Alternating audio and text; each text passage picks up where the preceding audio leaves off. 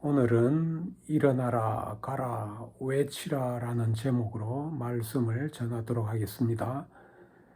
본문 말씀은 요나서 3장 1절에서 10절까지입니다. 여호와의 말씀이 두 번째로 요나에게 임하니라. 이르시되 일어나 저 큰 성읍 니느웨로 가서 내가 네게 명한 바를 그들에게 선포하라 하신지라. 요나가 여호와의 말씀대로 일어나서 니느웨로 가니라. 니느웨는 사흘 동안 걸을 만큼 하나님 앞에 큰 성읍이더라. 요나가 그 성읍에 들어가서 하루 동안 다니며 외쳐 이르되 40일이 지나면 니느웨가 무너지리라 하였더니 니느웨 사람들이 하나님을 믿고 금식을 선포하고 높고 낮은 자를 막론하고 굵은 베옷을 입은지라. 그 일이 니느웨 왕에게 들림에 왕이 보좌에서 일어나 왕복을 벗고 굵은 베옷을 입고 제위에 앉으니라. 왕과 그의 대신들이 조서를 내려 니느웨에 선포하여 이르되 사람이나 짐승이나 소떼나 양떼나 아무것도 입에 대지 말지니 곧 먹지도 말 것이요 물도 마시지 말 것이며 사람이든지 짐승이든지 다 굵은 베옷을 입을 것이요 힘써 하나님께 부르짖을 것이며 각기 악한 길과 손으로 행한 강포에서 떠날 것이라. 하나님이 뜻을 돌이키시고 그 진노를 그치사 우리가 멸망하지 않게 하시리라. 그렇지 않을 줄을 누가 알겠느냐 한지라. 하나님이 그들이 행한 것 곧 그 악한 길에서 돌이켜 떠난 것을 보시고 하나님이 뜻을 돌이키사 그들에게 내리리라고 말씀하신 재앙을 내리지 아니하시니라. 아멘. 우리들은 세상을 살아가면서 많은 어려움을 만나게 됩니다. 우리가 당하는 어려움은 예측을 할 수가 없고 어느 날 갑자기 아무 준비되지 않은 순간에 폭풍우가 몰려오듯이 다가오는 것입니다. 어려움을 이겨나가고자 우리는 매 순간 최선을 다하지만은 마치 기나긴 어둠의 터널을 지나는 것 같이 안으로 깊이 들어갈수록 온 사방에 큰 어둠이 기다리고 있어 절망 가운데 더 이상 앞으로 나아가지 못하고 주저앉게 되는 것입니다. 어려움을 벗어나게 될 미래에 대한 희망과 기대가 무너지고 마치 나 자신이 부서진 질그릇처럼 무기력하고 아무 쓸모없는 존재가 된 듯한 느낌을 받을 때가 있습니다. 그러나 깨어지고 부서진 우리 인생은 하나님의 정교한 손길이 닿게 되면 새롭게 빚어질 수 있는 것입니다. 토기장이신 주님이 깨지고 상한 심령을 가지고 새로이 소중한 그릇을 빚을 수가 있고 또 기꺼이 그렇게 하기를 계획하시는 겁니다. 하나님은 우리의 온전하지 못한 삶과 실수 그리고 하나님을 떠나 방황하며 저질렀던 과거의 모든 잘못을 쓸모없는 것으로 여기지 않으시고 오히려 부서진 진흙 조각을 모아 당신이 보시기에 가장 좋은 모습으로 다시 만들어 주시는 것입니다. 예레미야서 18장에서 예레미야 선지자는 하나님으로부터 너는 일어나 토기장이의 집으로 가라. 내가 거기서 내 말을 들려주리라 라는 음성을 듣게 됩니다. 하나님 말씀에 순종한 예레미야는 토기장이 집에 찾아가서 부서진 토기가 토기장이의 세심한 손을 거쳐서 다른 그릇으로 만들어지는 과정을 보게 됩니다. 바로 그때 여호와 하나님은 예레미야에게 말씀하셨습니다. 이스라엘 족속아, 이 토기장이가 하는 것 같이 내가 능히 너희에게 행하지 못하겠느냐? 이스라엘 족속아, 진흙이 토기장이의 손에 있음같이 너희가 내 손에 있느니라 라고 말씀하셨습니다. 하나님은 가장 좋으신 토기장이시며 우리는 하나님의 손에 붙들림 바 되어 있는 것입니다. 주권자이신 하나님은 우리 속에 있는 악을 멸하시기도 하고 우리 속에 아름다움을 창조하시기도 하는 것입니다. 우리의 깨어진 모습조차 토기장이신 하나님이 보시기에는 아무 쓸모없는 것이 아니라 마땅히 쓸만한 가치가 있는 것입니다. 하나님의 능한 손을 통해서 우리 삶에 깨어진 조각들이 당신이 쓰는 좋은 그릇으로 다시 빚어질 수가 있는 것입니다. 그러므로 우리는 예측할 수 없는 어려움을 만나서 절망과 낙심 가운데 있다 할지라도 토기장이신 하나님의 구원의 손길을 믿어야 하는 것입니다. 오늘 본문에서 하나님은 불순종으로 인하여 폭풍을 만나 바다에 던져지고 물고기 뱃속에서 사흘 동안 고난을 당함으로 철저히 망가지고 부서진 요나에게 일어나라, 가라, 외치라를 명령하시는 것입니다. 인간의 생각은 절대자 하나님의 의지 앞에서는 깨어진 질그릇 조각과도 같은 것입니다. 우리는 아무리 하나님의 낯을 피해 도망 다녀도 하나님의 부르심을 거역할 수는 없는 것입니다. 요나는 불순종하였지만 하나님은 원래 계획대로 요나를 사용하시는 것입니다. 본문의 말씀을 통해 하나님이 우리에게 주시는 세 가지 명령을 살펴보고자 합니다. 먼저 주님이 우리에게 주시는 메시지는 일어나라입니다. 인생을 살다 보면은 누구나 고난과 시련을 당할 때가 있습니다. 고난과 시련을 잘 극복하면은 믿음이 성장하여 더 많은 일을 할 수 있으나 그렇지 못할 경우에는 불행과 고난의 위력에 절망하고 좌절하여 신앙생활을 접고 주님을 떠나기까지 하는 것입니다. 이와 같이 우리의 연약함으로 고난을 만나서 넘어져 있을 때 누군가가 손을 내밀어 붙잡아주고 일으켜주면 새 출발을 할 수 있지만은 우리 주변에서 도움과 격려의 손길을 주는 사람들을 만나기는 쉽지가 않은 것입니다. 예수님은 38년 동안 베데스다에서 질병으로 고통받았던 한 병자에게 다가가셨습니다. 그는 베데스다 연못에 물이 움직일 때 아무도 그를 도와 연못에 넣어주는 사람이 없어서 38년이란 긴 세월을 좌절하고 절망하며 살아왔던 것입니다. 간절히 치료받기를 원하는 병자에게 예수님은 일어나 내 자리를 들고 걸어가라라고 명령하셨습니다. 절망 속에 주저앉아 있었던 병자에게 들리는 메시지는 바로 일어나라는 예수님의 명령이었습니다. 일어난다는 것은 고통을 내서 잊으려 한다거나 현재 내가 당하는 고난으로부터 도망가는 것이 아닙니다. 절망과 좌절의 자리에서 일어난다는 것은 믿음으로 예수님의 도우심으로 또 우리를 지배하는 두려움과 절망에 정면으로 대응하는 것입니다. 내 힘으로 일어나는 것이 아니라 주님의 말씀과 능력에 의지하여 일어나는 것입니다. 간절한 마음으로 세상 목소리에 기울이지 않고 오직 주님의 음성에 귀를 기울일 때 우리는 일어날 수가 있습니다.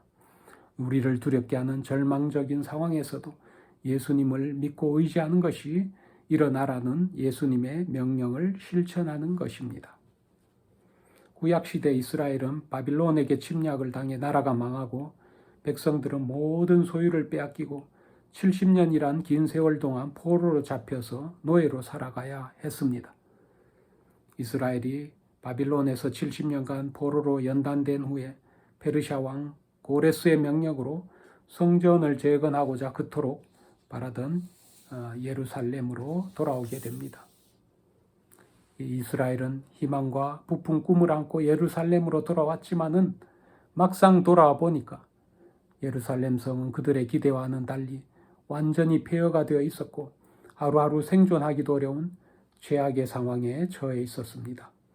70년이란 긴 세월 동안 버려져서 잡초만 무성하던 땅에서 이스라엘 백성들은 아무것도 거둘 수가 없었습니다. 설상가상으로 주변 민족들은 그들이 돌아온 것을 못마땅하게 여기고 예루살렘의 재건을 방해하고 이스라엘을 억압하였습니다.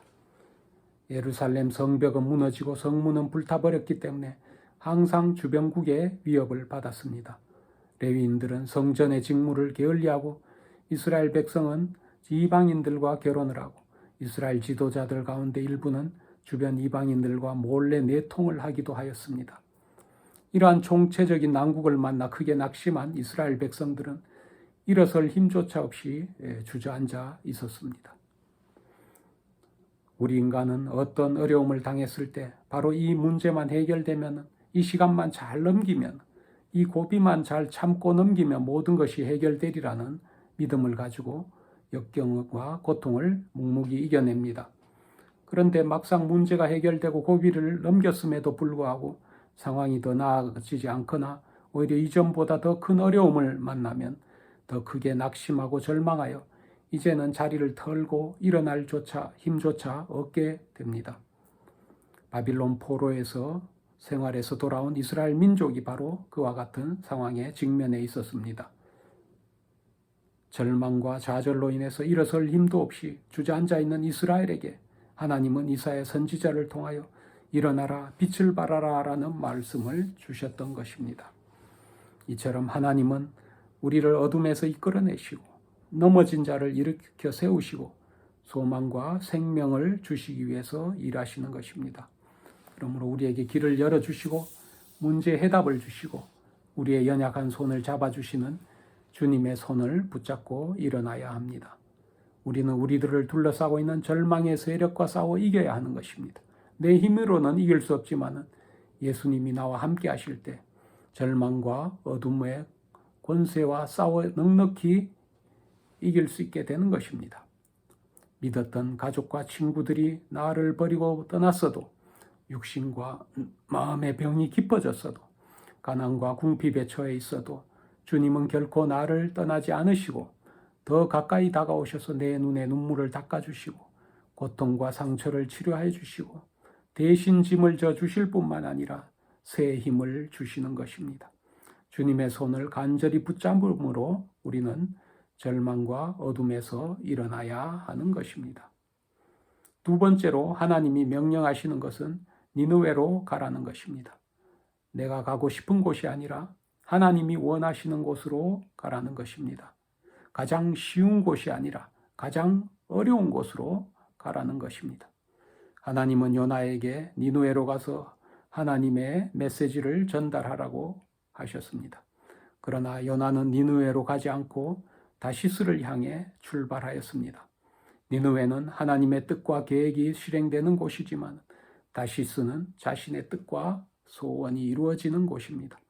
하나님은 요나에게 온갖 죄악이 가득하고 우상 숭배와 잔혹한 범죄가 그치지 않는 곳으로 가라고 명령하신 것입니다. 니느웨는 우상 숭배와 음행과 학살과 잔인한 폭력과 약탈 행위가 난무하는 곳이었습니다. 도저히 이해할 수 없는 하나님의 명령 앞에서 요나는 자신의 선택에 따라 불순종의 길을 걷게 된 것입니다. 니느웨는 이스라엘에게 원수 같은 존재였고 그 성읍이 심판으로 멸망당하지 않고 구원을 받는다는 것은 요나로서는 상상만 해도 몸서리 쳐지는 일이었을 것입니다. 지난날 니느웨는 하나님의 백성을 징계하기 위한 도구로 사용되었습니다. 그러나 하나님의 섭리와 주권을 깨닫지 못한 니느웨의 잔인함과 악행은 마침내 하나님의 준엄한 심판을 초래하여서 이제는 그들 자신이 하나님의 심판 대상이 된 것입니다. 하나님은 죄에 대해서 엄중하신 분입니다. 하나님은 인간이 지은 죄에 대해 무조건 이해하고 용인하시는 분이 아닙니다. 그러나 하나님은 당신의 백성이 죄악으로 인해 심판을 받아 멸망의 길로 가는 것보다는 죄를 회개하고 용서받아 주님과 함께 영원한 생명을 누리시기를 원하시는 것입니다.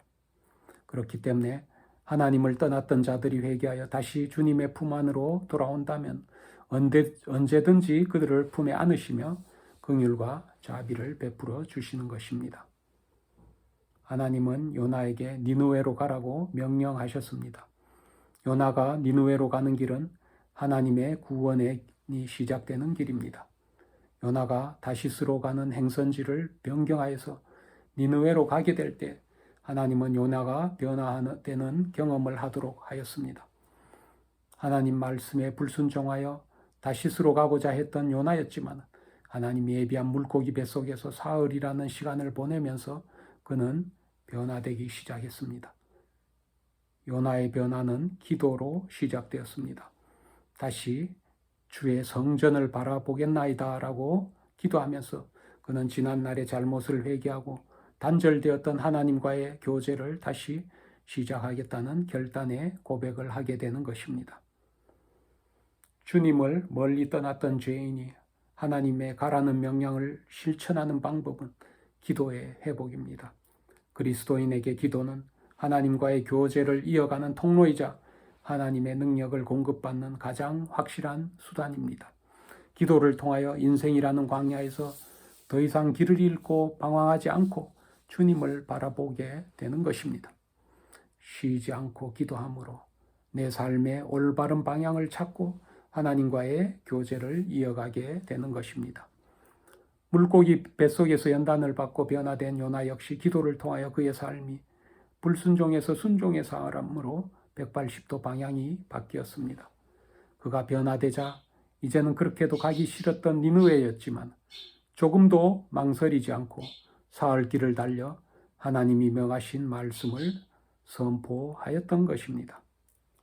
세 번째로 하나님이 우리에게 명령하시는 것은 외치라 선포하라입니다. 니느웨에 도착한 요나는 하나님의 말씀을 힘써 외치며 선포합니다.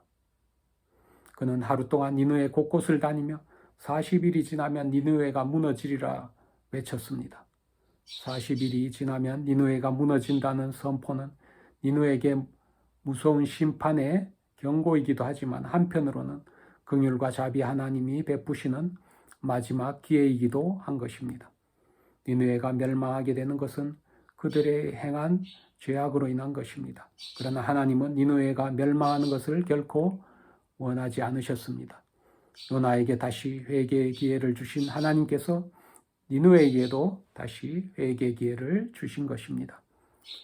니느웨는 하나님이 주신 소중한 기회를 가장 필요로 하는 때 놓치지 않고 잘 붙들었습니다. 요나의 말을 사람의 말로 듣지 않고 하나님의 말씀으로 받아서 회개함으로 구원의 도성이 되었던 것입니다. 요나의 외침을 들은 니느웨 백성들은 하나님을 믿기 시작하였습니다. 니느웨 사람들이 하나님을 믿고 금식을 선포하고 신분이 높고 낮음을 막론하고 모두 굵은 베옷을 입었습니다.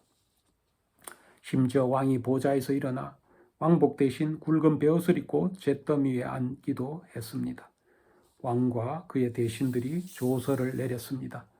사람이나 짐승이나 소떼나 양떼나 아무것도 입에 대지 말고 먹지도 말고 물도 마시지 말며 힘써 하나님을 부르짖으며 각기 악한 길과 손으로 행한 강포에서 떠나라고 하였습니다. 온 성읍 전체에 회개 운동이 일어나고 금식과 기도 운동이 전파되면서 어둠의 땅 니느웨에 놀라운 기적이 일어났습니다. 하나님이 뜻을 돌이키시고 진노를 그침으로 우리가 멸망하지 않게 하실 것이라 확신한 그대로 하나님이 니느웨에 대한 진노를 취소하셨습니다. 하나님이 니느웨가 악한 길에서 돌이켜 떠난 것을 보시고 하나님이 뜻을 돌이키시고 그들에게 내리려고 했던 재앙을 내리지 않았던 것입니다. 죄성을 가진 우리들도 때때로 죄를 짓고 살아갑니다. 말을 많이 하다 보면 말로 실수를 하게 되고 너무 자신감에 차 있을 때는 교만해지고 상대방을 무시하는 무례한 행동을 하는가 하면 한순간의 유혹에 빠져 돌이킬 수 없는 부끄러운 행동과 악을 행하기도 합니다. 실수와 잘못과 죄를 짓고 난 후에는 후회를 합니다. 컴퓨터에 저장된 파일을 명령어 한마디로 깨끗이 삭제하듯이 우리가 저지른 모든 허물과 그로 인한 기억들을 간단한 명령어 한마디로 전부 지울 수 있으면 얼마나 좋을까라고 생각하기도 합니다. 그런데 여기에 좋은 소식이 있습니다. 하나님은 우리 연약한 인간에게 완전히 새롭게 출발할 기회를 주십니다. 하나님은 우리의 실수나 잘못된 행동을 단순히 지우는 데 그치지 않고 우리 삶을 변화시키고 새 출발을 하게 하는 기회를 주시는 것입니다. 이사야서 44장 22절 말씀입니다. 너는 내게로 돌아오라. 내가 너를 구속하였음이니라. 이사야 선지자가 활동하였던 시대에 이스라엘은 반역하고 불순종하였지만은 하나님은 넘치는 자비로 친히 그들에게 다가가셨습니다.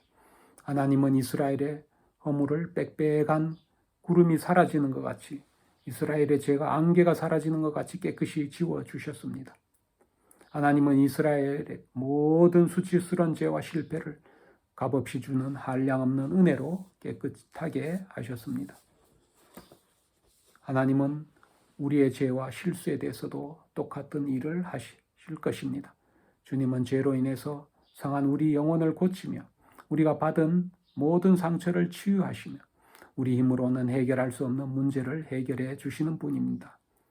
하나님의 긍휼과 자비는 우리 영혼의 가장 아픈 곳, 곧 우리가 오랫동안 숨겨왔던 상처까지도 지우시고 우리 영혼을 새롭게 회복시켜 주시는 것입니다. 하나님의 사랑은 우리 모든 죄를 도말하실 뿐 아니라 모든 후회되는 일도 다 잊게 하시고 다시는 기억하지 않게 하시는 것입니다. 하나님의 긍휼은 회개하는 자에게 용서하심으로 나타납니다. 하나님의 낯을 피하려고 도망가던 요나를 물고기 뱃속까지 들어가게 하셨지만 그를 곧바로 심판하지는 않으셨습니다. 요나가 수월의 고통 가운데 회개하고 하나님께 부르짖었을 때 그의 음성을 들으셨고 구원을 베푸시고 말씀 선포의 사명을 맡기셨습니다.